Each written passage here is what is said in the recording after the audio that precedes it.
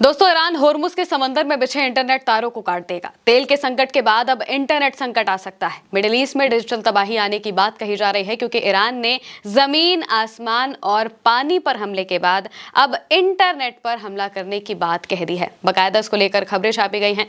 Iranian letter के हवाले से लिखा हुआ है, तस्नीम का हवाला देते हुए कहा गया है कि IRGC ने चेतावनी दी है कि वो होर्मुज स्ट्रेट से गुजरने वाली 7 सबमरीन इंटरनेट केबलों को काट सकता है। उसने इन केबलों को रणनीतिक दबाव बिंदु बताया है और कहा है कि ऐसा कदम खाड़ी देशों के लिए डिजिटल तबाही ला सकता है। ईरानी मीडिया का कहना है कि खाड़ी देश अपने इंटरनेट, बैंकिंग और क्लाउड सेवाओं के एक बड़े हिस्से के लिए इन केबलों पर निर्भर रहते हैं, जबकि जमीनी संपर्कों के कारण ईरान की इन पर निर्भरता काफी कम है। ईरान के पास लैंड कनेक्शन है। वहीं दूसरी तरफ बाकी के जो गल्फ कंट्रीज हैं, जैसे कि कुवैत, बहरीन, सऊदी अरब, ये सभी ज्यादातर पानी से जाने वाले इंटरनेट केबल से जुड़े हुए हैं। गल्फ यानी कि GCC देश होर्मुज स्ट्रेट के इंटरनेट केबलों पर काफी हद तक निर्भर होते हैं और आप इसका एक मैप भी देख लीजिए। ये आपको होर्मुज का इलाका दिखाई दे रहा होगा। बगल में ईरान नजर आ रहा है, उसके बगल में UAE है, कतर है, बहरीन है, कुवैत है और आपको साफ दिख रहा होगा कि जो बहरीन, कतर, UAE, कुवैत जैसी जो जगहें हैं, ये यहाँ पर इंटरनेट के केबल कितने ज्यादा जा रहे हैं, जिसका मतलब ये है कि होर्मुज के इलाके से इंटरनेट केबल का इस्तेमाल सबसे ज्यादा यही देश करते हैं। और अगर होर्मुज का ये जो चोक पॉइंट है, यहाँ पर जो काफी सारे तार आपको दिखाई दे रहे हैं, लाल, हरे, बैगनी और अलग अलग कलर के, ये अलग अलग ऑपरेटर्स के तार हैं जो कि समंदर के नीचे करीब 8000 मीटर नीचे इन्हें बिछाया गया है। और इसके तहत अगर ईरान की IRGC ने इन तारों को काट दिया, समंदर के अंदर जाकर अपनी सबमरीन के जरिए जाकर इन तारों को काट दिया, तो ये सभी देश पूरी तरह से एक इंटरनेट ब्लैकआउट की तरफ चले जाएंगे और इनकी काफी सारी सेवाएं ठप हो जाएंगी। आज के वक्त में इंटरनेट ठप हो जाना मतलब जिंदगी की आधी चीजें काम ना करना होगा और ऐसे में इन देशों पर बहुत बड़ा प्रेशर यहाँ पर IRGC की तरफ से बनाया गया है।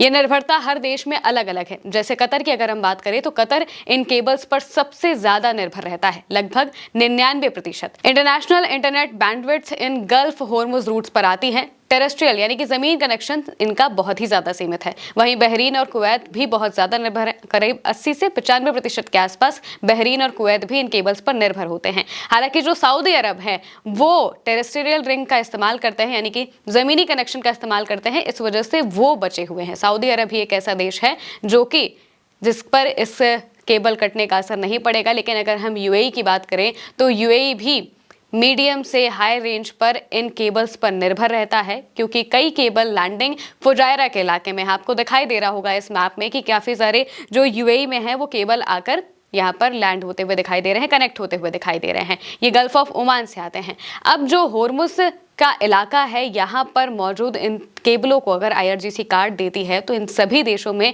भयंकर तरह से इंटरनेट तबाही आ सकती है। ये सभी देश गल्फ रूट्स पर निर्भर करते हैं। और अब अगर होर्मुज की अगर हम बात कर ले तो यहाँ पर करीब 4 से 7 मेन केबल सिस्टम हैं जो यहाँ पर मौजूद हैं। इनमें AE1 है, फॉल्कन है, गल्फ ब्रिज इंटरनेशनल है, टाटा TGN है और इसके अलावा भी कई ऑपरेटिंग कंपनीज हैं जिनके केबल्स यहाँ से गुजरते हुए नजर आते हैं। ये केबल्स गल्फ देशों के इंटरनेशनल इंटरनेट ट्रैफिक का सबसे बड़ा हिस्सा है। कई मामलों में 80 से 99% तक यही केबल संभालते हैं। अगर होर्मुज और लाल सागर दोनों इलाकों को हम देख लें तो ये दोनों ही चोक पॉइंट माने जाते हैं इन केबल्स के लिए और यहाँ से करीब 17 से 30% के आसपास ग्लोबल और इंटरकॉन्टिनेंटल इंटरनेट ट्रैफिक और 90% तक यूरोप एशिया डेटा कैरी करता है। गल्फ देशों के लिए AI, क्लाउड, फाइनेंशियल ट्रांजैक्शन और डेली इंटरनेट इसी पर चलता है। अगर ईरान ने ये केबल काट दी तो गल्फ देशों में डिजिटल ब्लैकआउट हो जाएगा। केबल रिपेयर शिप्स भी यहाँ पर जल्दी नहीं पहुंच पाएंगे।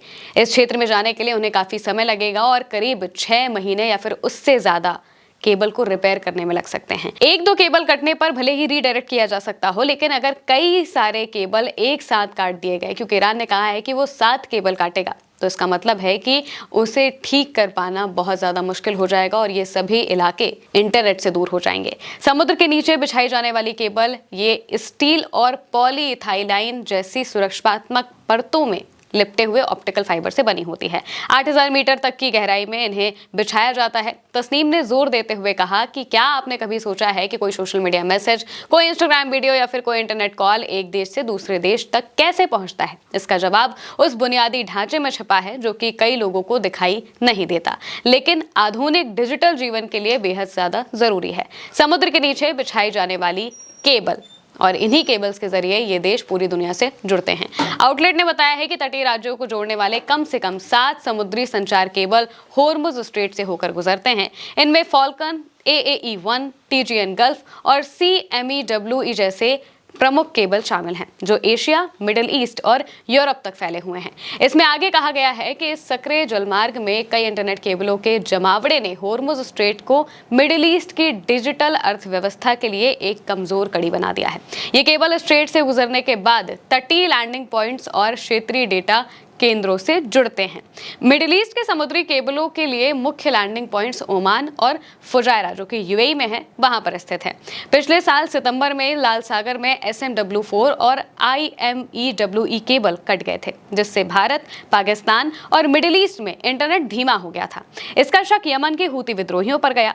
अब ईरान के IRGC ने कह दिया है कि वो भी केबल काट सकते हैं, जिसका मतलब है कि जंग पानी, जमीन, आसमान से इतर अब इंटरनेट तक आ चुकी है। इन देशों पर ईरान की सबसे ज्यादा नजर इसी वजह से है क्योंकि ये देश लगातार अमेरिका की मदद कर रहे हैं और अभी भी मौजूदा वक्त में भी जब सीजफायर हो चुका है, लेकिन फिर भी अमेरिका जो अपने सैनिकों की तैनाती कर रहा है वो इन्हीं देशों के जरिए कर रहा है। इन्हीं देशों के जो बेसिस यहाँ पर बने हुए हैं अमेरिका के, यहीं पर वो आ रहा है और ये देश पूरी तरह से ईरान के खिलाफ जाते हुए पहले भी दिखाई दिए हैं, मौजूदा वक्त में भी वो ईरान के खिलाफ ही नजर आते हैं और वो हमेशा ईरान को एक थ्रेट की तरह देखते हैं, यानी कि अपने लिए वो एक खतरा समझते हैं ईरान को। अगर हम यूएई और सऊदी अरब की बात करें तो ये दोनों देश सबसे पहले आते हैं इस चीज़ में, और वहीं दूसरी तरफ बहरीन और कुवैत जैसे देश भी लगातार ईरान के खिलाफ ही नजर आते हैं। बहरीन तो बाकायदा UN में पहुंच गया था ईरान के खिलाफ रेजोल्यूशन पास कराने के लिए ताकि होर्मुज को खुलवाया जा सके, लेकिन उस पर वीटो हो जाता है। हालांकि अब ये जो देश हैं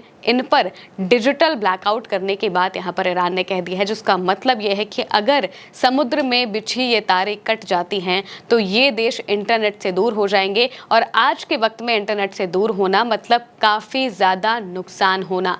आर्थिक तौर पर बहुत ज़्यादा नुकसान इन देशों को होगा जो कि पहले से ही अपना तेल ना निकल पाने की वजह से आर्थिक तौर पर नुकसान झेल ही रहे हैं। होर्मुज स्ट्रेट बंद है जिस वजह से तेल का संकट पहले ही देखने को मिल रहा है। पूरी दुनिया में तेल का संकट है और यहाँ पर अब तेल जो कि निकल नहीं पा रहा है, ये जो देश हैं ये तेल प्रोडक्शन के लिए या फिर उन्हें एक्सपोर्ट करके ही अपना कुछ काम कर सकते हैं, लेकिन मौजूदा वक्त में ईरान की IRGC ने होर्मुज को बंद कर दिया है और इन देशों का तेल एक्सपोर्ट नहीं हो पा रहा है, जिस वजह से इनमें जो आर्थिक संकट है वो बना हुआ है। इसके बाद अगर इंटरनेट भी बंद हो जाता है, इंटरनेट की तारें कट जाती हैं, तो इन देशों के लिए बहुत ज़्यादा मुश्किलें सामने आ जाएंगी और इसकी धमकी बाकायदा ईरान ने यहाँ पर दे दी है।